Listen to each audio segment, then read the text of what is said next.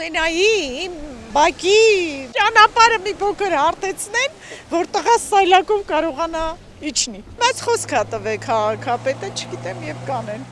Շատ պարզ ու տարրական պահանջներ ունեն դիլիջանցիները, հարմարավետություն եւ աշխատատեղ։ Քաղաքապետն էլ արձագանքում է առանց խուսանավելու, կարևորում է Դիլիջանում մշտական բնակվող անձանց հանդեպ առավել ուշադիր լինելու հանգամանքը։ Ճիշտ է, մենք տուրիստական քաղաք ենք, շեշտադրումը ոչ թե դնում ենք տուրիստականի վրա, ավելի շատ դնում ենք բնակեցվածության վրա, այսինքն մշտական բնակվող բնակչի վրա եւ մեր կողմից ցանկացած աջակցություն եւ ցանկացած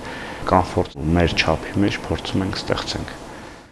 Դիլիջանի բազմաբնակարան 15 շենքերում նոր ժամանակակից վերելակներ են տեղադրվել։ Ընդհանրապես նախատեսվում է քաղաքի բոլոր հին խորհրդային շրջանի ժառանգություն մնացած վերելակները փոխարինել նորերով։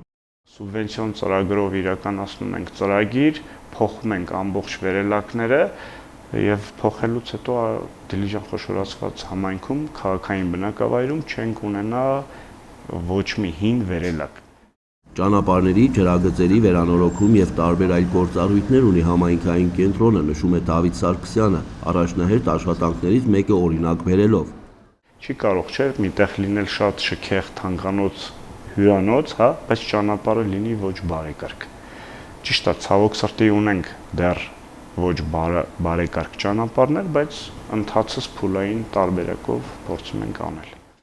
Ինչպես հանրապետության շատ այլ համայնքներում այստեղ էլ զբաղվածության խնդիր կա, թեպետ այնքան էլ սուր արտահայտված չէ, անհատ ձեռներեցների եւ կազմակերպությունների կողմից առաջարկներ են ներկայացվում, մանավանդ շինարարների պահանջարկ կա։ Զբաղվածության խնդիր իհարկե կա, բայց մարդիկ աշխատում են, էլի, եթե ապրում են, ուրեմն աշխատում են, ստացվում է իրանց մոտ ապրելը, մի քիչ դժվար է իհարկե Դիլիջանում։ Կա բարձրագույն կրթություն ունեցողների համար, անգլերեն իմացողների համար, տղա ջան, իմ տղեն Ռուսաստանից եկել է, որտեղ դիմում է, բարձրագույն կրթություն չունի, իհարկե քոլեջ է ավարտած ու չկա։ Անհատներ, բազմաթիվ կազմակերպություններ դիմում են նաև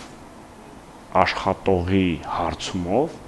որ աշխատողի խնդիր ունեն, եւ կան մարդիկ, որ աշխատելու խնդիր ունեն, աշխատատեղի, եւ կան կամպանիաներ, ովքեր աշխատողի խնդիր ունեն, այսինքն չենք կարող, հա, այս պահին ասենք աշխատելու խնդիր ունենք եւ չենք կարող ասել չունենք։ Տեղեր կան, որ կարող մարդիկ աշխատեն, ասենք երիտասարդները, ոչ թե ասենք մեծահասակները։ Դե մեծահասակներն ստից ման են գալի, էլի։ Տարեցների համար շատ ավելի դժվար է, չմոռանանք, որ Դիլիջանը թանկ քաղաք է համարվում։ Գնահատման համար հաշվի են առնվում ապրելու ծախսերը, տան վարձակալությունը, ռեստորանների գները եւ այլն։ Թոշակառուներից համար 37,000 դրամ է, բալա ջան, չգիտես կոմունալ վճարես,